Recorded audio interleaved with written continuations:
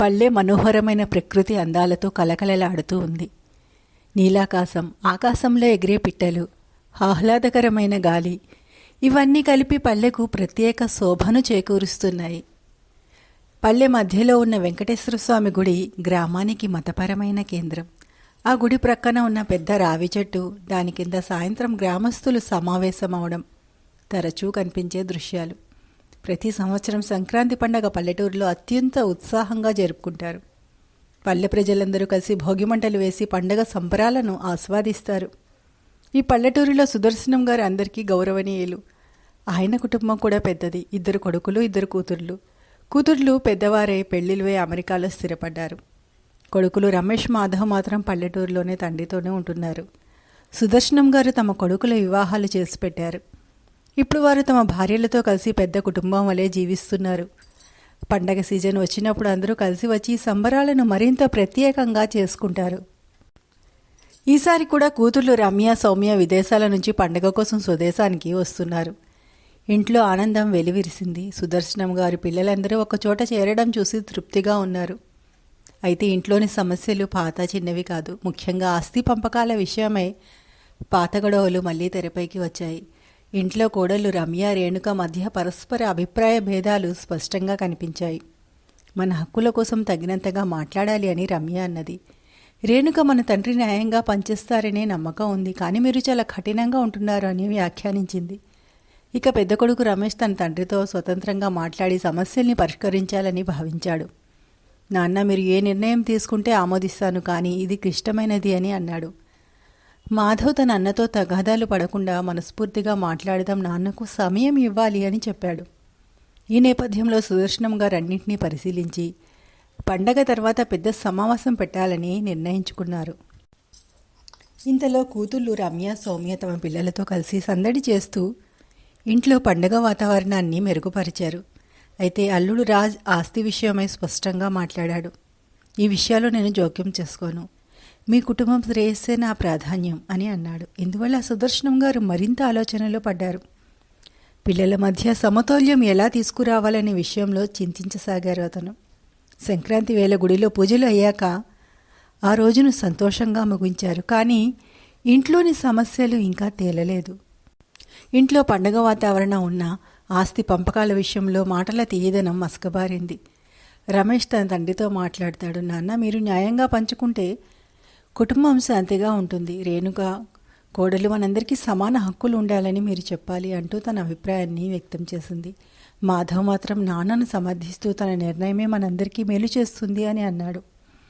వివాదం తగ్గించడానికి సుదర్శనం గారు కొన్ని రోజులు ఆలోచించే నిర్ణయం చెబుతానన్నారు. ఇకపోతే విదేశాల నుంచి వచ్చిన రమ్య, సౌమ్య కూతుళ్ళు పల్లెటూరి వాతావరణంలో సరదాగా గడిపారు. ఆకుపచ్చ పొలాల మధ్య తిరుగుతూ చిన్నప్పటి జ్ఞాపకాలు గుర్తు చేసుకున్నారు. రమ్య మాట్లాడుతూ అమెరికాలో ఈ ప్రశాంతత ఎక్కడా కనిపించదు అని సౌమ్యకి చెప్పింది. సాయంత్రం పల్లెటూరు ప్రజలు సంక్రాంతి సంబరాలు ఘనంగా నిర్వహించారు. రావి చెట్టు క్రింద పెద్దలు, పిల్లలు కలిసి భోగిమంటలు వేయడం చూశారు. సుదర్శనం గారు పల్లె ప్రజలతో మాట్లాడుతూ మన గ్రామం మరింత అభివృద్ధి చెందాలి అని చెప్పారు. అతను గ్రామాభివృద్ధి కోసం కొన్ని నూతన కార్యక్రమాలను ప్రోత్సహించారు. ఇంట్లో మాత్రం సమస్యలు కొనసాగుతూనే ఉన్నాయి. రాత్రి చర్చలు మరింత తీవ్రమయ్యాయి. రమేష్, మాధవ్, రేణుక, రమ్య అందరూ తమ అభిప్రాయాలను చెప్పడంతో చర్చ వాస్తవానికి దగ్గర పడింది. ఈ చర్చల అనంతరం ఒక నిర్ణయానికి రావాలనే ఆలోచనతో రాత్రి ముగిసింది. అప్పటినుంచి రమేష్, మాధవ్ కుటుంబాలు ఒకరి మీలా ఉండటానికి ప్రయత్నించాయి. అయితే ఈ మధ్య రమేష్ కోడలు తమ కోసం కొత్త ఇంటి డిమాండ్ పెట్టింది. ఇంత పెద్ద కుటుంబంలో ఉండడం కష్టం అవుతోంది అని ఆమె అర్థం చెబుతూ పునరావృతమైంది. సుదర్శనం గారు ఆ విషయంపై స్పందిస్తూ మనందరికీ ఒకే స్థలంలో ఉండటమే ఆనందం అని అన్నారు.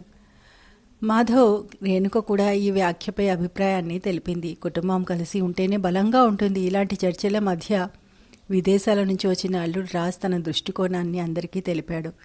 మీ ఆస్తి విషయాలు మీరే తేల్చుకోండి, కానీ ఈ కుటుంబం విడిపోవడం బాధాకరం అని అన్నాడు. సుదర్శనం గారు కొంత గమనిస్తూ పల్లెటూరు ప్రజలకు ఇచ్చిన మాటలను పునరాలోచించారు.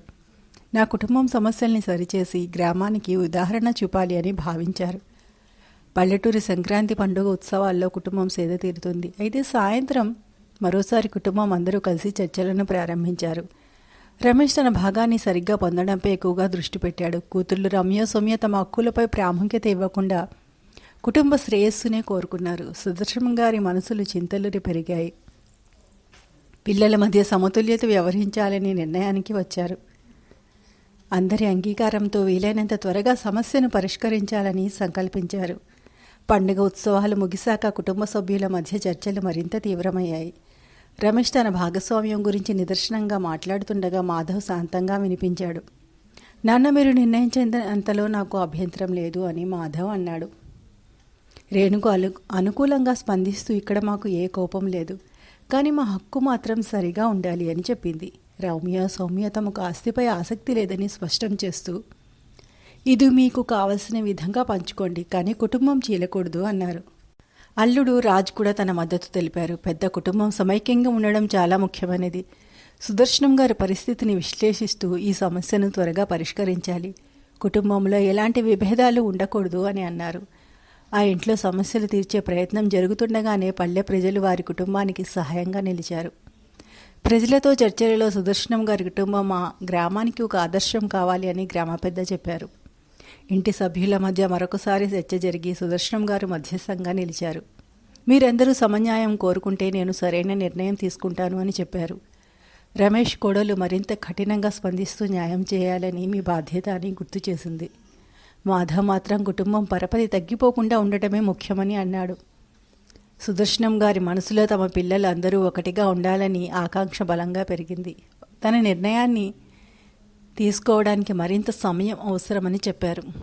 ఈ చర్చల మధ్య పల్లె అందమైన వాతావరణంలో కుటుంబం చాలా ధర్మగర్భంగా గడిపింది. పెద్ద కూతురు రమ్య పల్లెటూరులో పిల్లలతో కలిసి గడిపిన క్షణాలు ఎంత ఆహ్లాదంగా ఉన్నాయి. సుదర్శనం గారు పల్లె ప్రజల అభివృద్ధి గురించి కూతుళ్లతో మాట్లాడారు. గ్రామంలో నీటి వనరుల సమస్యకు పరిష్కారం చూపి పనిచేయాలి అని రమ్య సలహా ఇచ్చింది. సౌమ్య విద్యా వ్యవస్థ మెరుగుపరచడం కోసం కొన్ని అభిప్రాయాలను తెలిపింది. ఇంతలో రమేష్ తన కోడలతో కలిసి సుదర్శనం గారితో మరోసారి చర్చ ప్రారంభించాడు. మనస్ఫూర్తిగా న్యాయం చేయగలిగితే ఈ సమస్యలు తీరుతాయని రమేష్ అన్నాడు. మాధవ్ తన అన్నతో విభేదించకుండా ఈ అంశాన్ని శాంతంగా పరిష్కరించుకుందామని అన్నాడు. కోడలు మాత్రం తమ భవిష్యత్తుపై ఆందోళన వ్యక్తం చేశారు. అయితే సుదర్శనం గారు అందరి ఆలోచనలు గమనించి ఒక నిర్ణయానికి రావాలని నిర్ణయించుకున్నారు. ఇంట్లో చిన్న గొడవలు పెద్ద గొడవలుగా మారకుండా చర్చల ద్వారా పరిష్కారం పొందాలని కోరుకున్నారు. రమ్య, సౌమ్య కూడా చర్చలకు మద్దతు ఇచ్చి కుటుంబ శ్రేయస్సు కోసం తాము ఏదైనా చేయాలని చెప్పారు. సాయంత్రం ఇంటి ముందు వేప చెట్టు కింద అందరూ కలిసి చర్చలను కొనసాగించారు. సుదర్శనం గారి దృఢ నిశ్చయం సమస్యను సమతుల్యంగా పరిష్కరించడంపైనే నిలిచింది. ఇందులో ఎవరికీ అన్యాయం కాకూడదు అని అన్నారు. ఇంట్లో చర్చలు మరింత గంభీరంగా మారాయి. సుదర్శనం గారు పండగ పూర్తయ్యేలోపు సమస్యను తీర్చాలని నిర్ణయించుకున్నారు. రమేష్ తన భార్యతో మాట్లాడుతూ, ఇది న్యాయం కోసం కాకుండా మన కోసం నాన్న మాతో కలిసి సమస్యను పరిష్కరించాలి అని అన్నాడు. మాధవ్ మాత్రం వేగంగా నిర్ణయం తీసుకోవడం కంటే మంచి నిర్ణయం తీసుకోవడం ముఖ్యమని అన్నాడు. రేణుక మాట్లాడుతూ, సమానత్వమే మా కోరిక అని తన అభిప్రాయాన్ని తెలిపింది. విదేశాల నుంచి వచ్చిన రమ్య, సౌమ్య తమ తండ్రితో మాట్లాడి సమస్య సుయోభంగా తీర్చుకోవాలని సూచించారు. మనస్ఫూర్తిగా మాట్లాడితే గొడవలేవి ఉండవు అని సౌమ్య అన్నది. రమ్య అన్నది, మనకన్నా మీకు శ్రేయస్సే ముఖ్యం, ఆ క్రమంలో మీరు తీసుకునే నిర్ణయాన్ని మేము అంగీకరిస్తాం. ఇంతలో అల్లుడు రాజ్ పల్లెటూరి అభివృద్ధిపై సుదర్శనం గారితో సుదీర్ఘ చర్చను జరిపాడు. మీరు ఆస్తి పంపకాల సమస్యను ఒక పక్కన పెట్టి గ్రామ అభివృద్ధి మీద దృష్టి పెట్టాలి అని అన్నాడు. సుదర్శనం గారి మనసులో గ్రామాభివృద్ధి కోసం కొత్త కొత్త ప్రణాళికలు రేకెత్తాయి. ఈ తరుణంలో కుటుంబ సభ్యుల మధ్య ఆస్తి విషయంలో మనస్పర్ధలు మరింత ముదిరాయి. కోడలు తమ డిమాండ్లను ప్రగల్భంగా వ్యక్తం చేస్తూ తనకు న్యాయం కావాలని కోరాయి. రమేష్, మాధవ్, రమ్య, సౌమ్య అందరూ కలిసి ఒక్కసారిగా తండ్రి నిర్ణయానికి రప్పించే ప్రయత్నం చేశారు. సుదర్శనం గారు హృదయపూర్వకంగా ఈ పండుగ మన కుటుంబం కోసం మార్గదర్శకంగా ఉండాలి అని చెప్పారు. ఇంట్లోని బంధాలను మరింత బలపరచడానికి ఒక గట్టి నిర్ణయం తీసుకోవాలని ఆయన నిర్ణయించారు. పల్లె అందమైన పండగ వాతావరణంలో మునిగిపోయినప్పటికీ ఇంట్లో చర్చలు ఇంకా కొనసాగుతూనే ఉన్నాయి. రమేష్ తన పిల్లల గురించి ఆలోచిస్తూ మన భవిష్యత్తు కోసం తగినంత ఏర్పాట్లు కావాలి అని అన్నాడు. మాధవ్ మాత్రం పిల్లలకు మానసికంగా శాంతి ఇవ్వడమే అసలు సంపద అని పేర్కొన్నాడు. ఈ సమయంలో సుదర్శనం గారు గ్రామ పెద్దల సహాయంతో సమస్యలను చర్చించాలనుకున్నారు. గ్రామ పెద్దలు అనుభవం ఉన్నవారు, వాళ్ళు సూచనలతో నాకు దారి చూపుతారు అని ఆయన భావించారు. అంతేకాకుండా గ్రామ అభివృద్ధికి సంబంధించిన ప్రాజెక్టుల గురించి పెద్దలతో చర్చించారు. పట్టణాల్లో ఉన్న రమ్య, సౌమ్య వారు గ్రామానికి సహాయం చేయాలన్న అభిలాషని వ్యక్తపరిచారు. గ్రామంలో పిల్లల విద్య, మహిళల సాధికారత కోసం కొన్ని కార్యక్రమాలు నిర్వహించాలి అని రమ్య అన్నారు.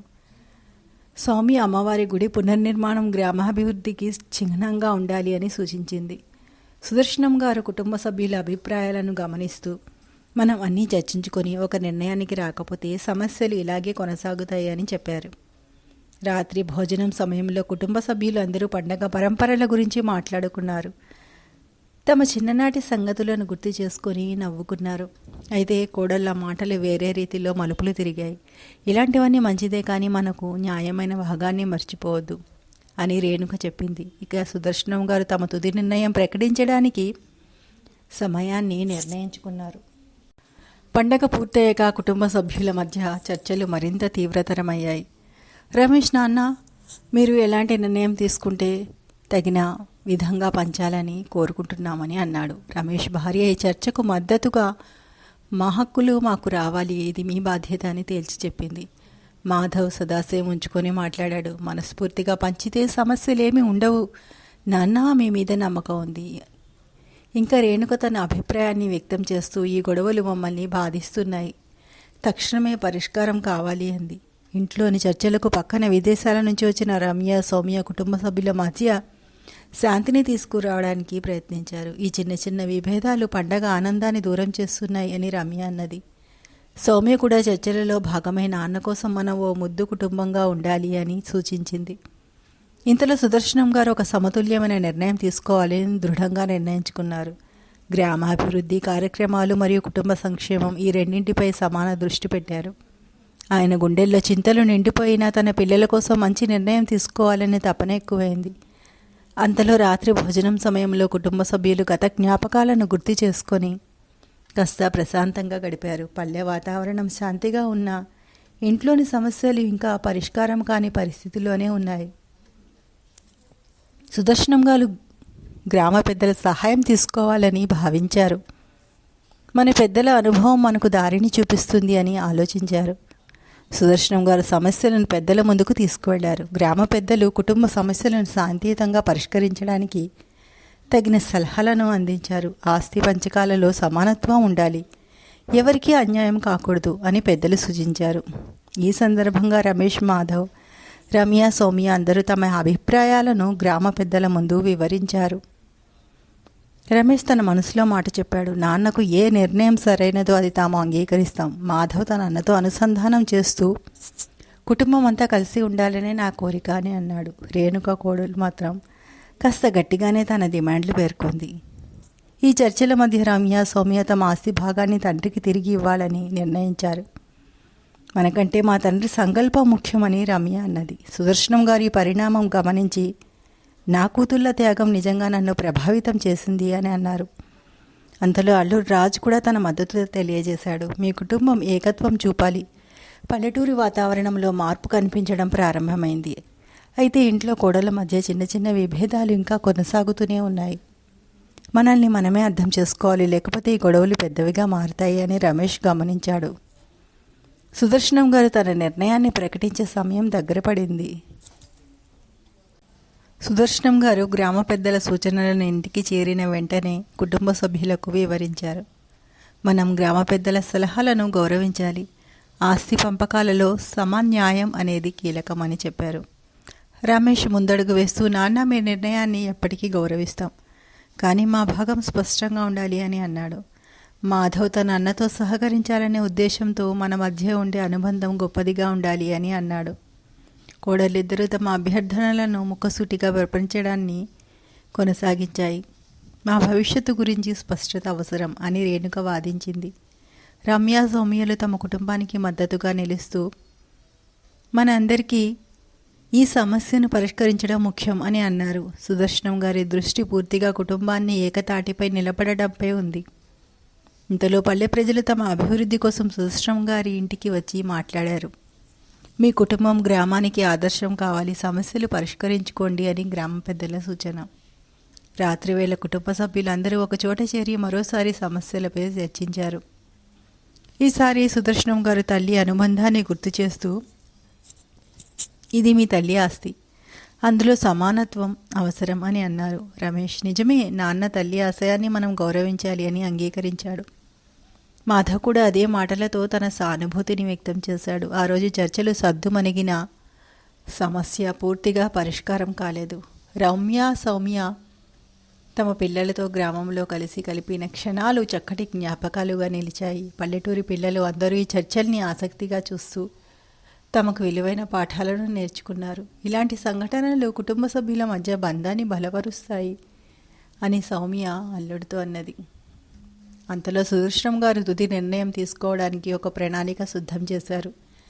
ఇది మన కుటుంబంలో తటస్థటకు దారితీయడం కోసం తీసుకునే నిర్ణయం అని తెలిపారు. రమేష్ తన భార్యతో చర్చిస్తూ ఈ నిర్ణయం మన జీవితాలను మారుస్తుంది అని అన్నాడు. మాధవ్, ఎటువంటి నిర్ణయమైనా మనం దాన్ని గౌరవించాలి అని తన తమ్ముడిని ఆదుర్దాగా ఊరడించాడు. అంతలో అల్లుడు రాజ్ మరోసారి చర్చలో చేరాడు. ఇలాంటివి మన పిల్లలకు కూడా పాఠాలుగా ఉండాలి. సుదర్శనం గారి కుటుంబ సభ్యులందరికీ ఆహ్వానం పంపించి తదుపరి చర్చకు తేదీ నిర్ణయించారు. ఇంట్లో పండుగ ముగిసిన అనుబంధాల పునరుద్ధరణ కోసం ఈ చర్చలను కొనసాగించారు. రాత్రివేళ సుదర్శనం గారు తన భార్యను తలుచుకుంటూ ఆమె బలమైన స్ఫూర్తి మాత్రమే కుటుంబాన్ని నిలబెడుతుంది అని భావించారు. పల్లెటూరి అందమైన రాత్రి చీకట్లో కుటుంబంలో కొత్త ఆశలు మొదలయ్యాయి. గ్రామ ప్రజలు కూడా తమ సమస్యలను పక్కన పెట్టి సుదర్శనం గారిని ప్రోత్సహించడంలో భాగమయ్యారు. తర్వాతి రోజున సుదర్శనం గారు పల్లె అభివృద్ధి గురించి తన పిల్లలతో చర్చ ప్రారంభించారు. ఆ చర్చలు ఆస్తి పంపకాలపై కాకుండా గ్రామ శ్రేయస్సు వైపుకు దారితీశాయి. తదుపరి రోజు ఉదయం సుదర్శనం గారు పల్లెటూరి చుట్టుపక్కల వారిని కలుసుకొని గ్రామ అభివృద్ధి గురించి చర్చించసాగారు. మన పల్లె పిల్లల విద్య కోసం ఒక స్కూలు అవసరం, అలాగే రోడ్డు మరమ్మతులు చేయాలి అని అన్నారు. రమ్య, సౌమ్య తమ తండ్రి నిర్ణయాలను గౌరవిస్తూ ఇది నిజమైన అభివృద్ధి, మన కుటుంబం ఈ ప్రయత్నానికి తోడ్పడాలి అని అన్నారు. రమేష్, మాధవ్ కూడా తమ శ్రద్ధను ఆలోచనలకు మళ్లించారు. రేణుక పిల్లల భవిష్యత్తు బాగుండాలి అంటే మనం ఇప్పుడు మంచి నిర్ణయం తీసుకోవాలి అని అంగీకరించింది. అల్లుడు రాజ్ నన్ను కూడా ఈ ప్రాజెక్టులో భాగం చేసుకోండి అని తన మద్దతును తెలిపాడు. పల్లెటూరి ప్రజలంతా సుదర్శనం గారిని ప్రశంసిస్తూ మీ కుటుంబం మన గ్రామానికి ఆరాధ్యమే ఉంటుంది అన్నారు. అంతలోనే కుటుంబ సభ్యుల మధ్య విభేదాలపై మరో చర్చ మొదలైంది. సుదర్శనం గారు కఠినంగా, ఇక అసలు విషయానికి వస్తే ఆస్తి పంపకాల గురించి నా నిర్ణయం చెబుతాను అన్నారు. అందరికీ సమానంగా భాగాలను పంచుతాను, కానీ మీరందరూ ఒకరినొకరు గౌరవించాలని ఒకే షరతు పెట్టాను అని అన్నారు. సమస్యల శుతిమెత్తగా పరిష్కారాన్ని అందించగలిగిన సుదర్శనం గారి మాటలతో అందరూ అంగీకరించారు. ఇది పంచాయతీ లేదా కోర్టు విషయమేమీ కాదు, కుటుంబం అనేది ప్రేమను కలిపే చోటు అని తండ్రి భావోద్వేగంగా చెప్పారు. రమేష్, నిజమేనా అన్న, మీ మాటలకు తలొగ్గుతామని అన్నాడు. మాధవ్ కూడా నేను నమ్మి ముందుకు సాగుతాం నాన్న అని తన మన్నన తెలియజేశాడు. సుదర్శనం గారి నిర్ణయంతో కుటుంబం మొత్తం తృప్తిగా గడుపుతూ ఉండగలిగింది. అలాగే పల్లెటూరు రోడ్లను మరమ్మతు చేయించారు. పిల్లల కోసం పాఠశాల నిర్మాణానికి మద్దతునిచ్చారు. గ్రామంలో వృద్ధులు, మహిళల కోసం కొత్త కార్యక్రమాలను రూపొందించారు. సుదర్శనం గారి కూతుర్లు రమ్య, సౌమ్య కలిసి గ్రామ అభివృద్ధి కోసం తమ వంతుగా విరాళాలను అందించారు. అల్లుడు రాజ్ సాంకేతిక పరిజ్ఞానాన్ని గ్రామానికి అందజేయడంలో సహాయపడుతున్నాడు. కోడళ్ళు కూడా కుటుంబ సభ్యులతో మమేకమవుతారు. పల్లెటూరు ప్రజలు కుటుంబానికి కృతజ్ఞతలు తెలుపుతారు. గ్రామంలో కొత్త గుడి నిర్మాణం ప్రారంభమవుతుంది. పండుగను గ్రామ ప్రజలందరూ కలిసి జరుపుకుంటారు. ఆస్తి పంపకాల సమస్య పూర్తిగా పరిష్కారం అవుతుంది. కుటుంబ సభ్యులంతా గడిపి పండగను ఘనంగా జరుపుకుంటారు. గత వాదోపవాదాలపై అందరూ చర్చించి ఒకరికొకరు క్షమాపణలు చెప్పుకుంటారు. సుదర్శనం గారు తమ గ్రామంలోని పాత వృక్షం కింద కూర్చొని తన భార్యను తలుచుకుంటారు. ఇది నా జీవితంలో గొప్ప రోజు, కుటుంబాన్ని తిరిగి ఒక్కటిగా చూడడం నా ఆత్మశాంతికి దారితీసింది అని భావన వ్యక్తం చేస్తారు. రమేష్, మాధవ్, రమ్య, సౌమ్య తండ్రి వద్దకు వచ్చి మీ ఆత్మీయత మనందరికీ మార్గదర్శనం అని అన్నారు. సుదర్శనం గారి ఆధ్వర్యంలో పల్లెటూరి అభివృద్ధి మరింత ముందుకు సాగుతుంది. కుటుంబ సభ్యులందరూ తమ తండ్రి ఆశయాలను గౌరవిస్తూ తమ జీవితాలని అందులో భాగంగా చేస్తారు. ఇంతేనండి కథ నచ్చితే లైక్ చేసి సబ్స్క్రైబ్ చేసుకోండి. ఇటువంటి మరిన్ని మంచి మంచి కథలను వినండి.